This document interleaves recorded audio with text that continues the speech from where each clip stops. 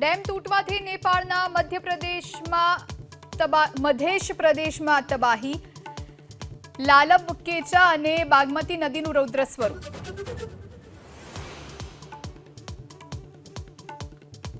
સુરતના કોસંબામાં golden palm city પાસે દેખાયો દીપડો. રહેણાંક વિસ્તારમાં દીપડાની લટારથી રહીશોમાં ફફડાટ.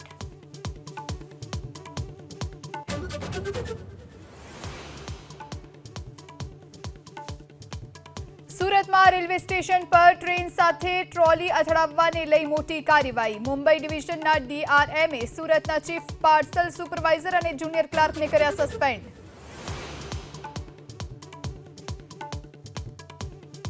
ભરૂચના અંકલેશ્વર નજીક નેશનલ હાઈવે પર ટ્રાફિક જામ. રાજપીપળા ચોકડીથી સારંગપુરનો રસ્તો બિસ્માર હોવાથી ટ્રાફિકમાં વાહન ચાલકો અટવાયા.